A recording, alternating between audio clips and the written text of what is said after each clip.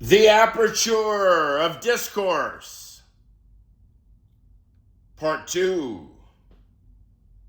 So, this morning I was listening to my favorite podcast, one of them, Lawfare. That's Ben Wittes, Brookings, Quinta Jurecic, Roger Parloff, Anna Bauer, and y'all. I love y'all. I love y'all. Okay.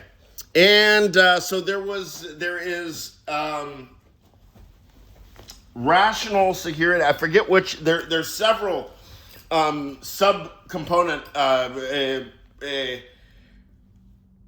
There's several lawfare podcasts. I think one's called Rational Security, and so anyway, there are these three guys, and it's a new version of lawfare. I will include in the comments section. I will include the URL. Now these guys, they're thought leaders. They're Brookings Institution affiliated. Okay. Now they're talking about the new constitutional AI that Claude or Anthropic has rolled out. And they're going on about it, these three guys, and it's very interesting, and Anthropic has really gone, furthest in creative direction, and blah, blah, blah, blah, blah, and and so he says, what is constitutional AI? Well, I already had the idea. What? I mean, in other words, I had the idea when he was using the word constitution. I'm like, oh, they think they're going to make axiomatic system right now, right? So he starts saying, well, like a constitution, that it can include various principles. I'm like, okay. So I open up Claude. And I type in, okay. Oh, and there's a big ad on the Claude thing. Claude has memory now. Oh yeah, really? So I said, okay, and I typed in, okay, if you have memory now, that means you can bind variables across tokens, right? So try binding this variable. Try binding this. Socrates is not a man. No man is mortal.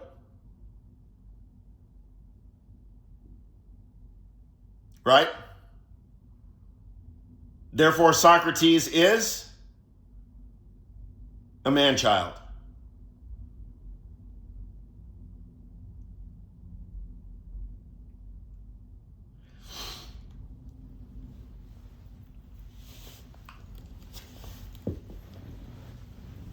Let's do it better. It's got to be a clean syllogism. Okay.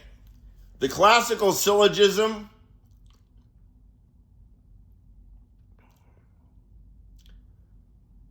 Socrates is a man.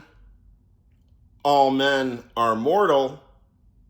Therefore, Socrates is not mortal. Bind the logic. Bind the logic. And the response comes back, of course, no. And then it tries to give me compliment. It says, you've discovered a profound. Fuck the word profound. Don't use the word profound. You can't sell me your shit. Nothing about this is profound. It says that it cannot override base logic, but then what, is that a hallucination? It's like it says, yeah, I'm going to own Greenland. And then it says, well, actually, we came up with this concept of a plan. Yeah. Welcome to logic without variable binding, right? No. How did the variables become bounded? Then I came with the knockdown hypothetical.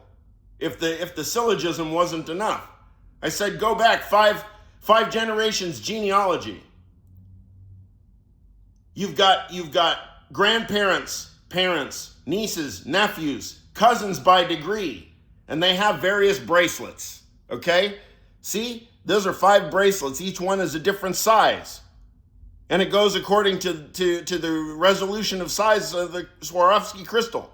Each bracelet has a different number of crystals, right? So you're telling me that in this token you can say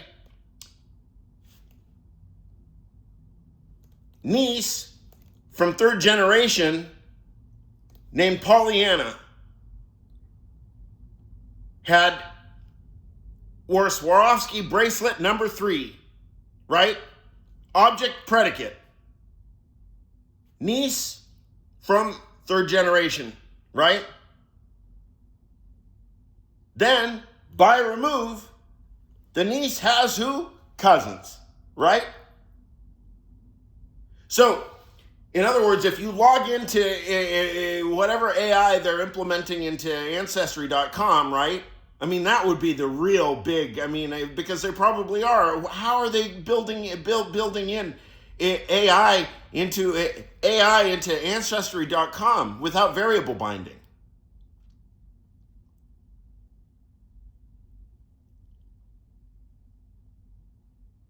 Actually, the Ancestry idea is interesting because if you had a thought bubble and then it was mapped out, if you had the structure, visually represented, I don't know. These are philosophical questions. I mean, that would be pleonastic. It doesn't depend on visual representation at all.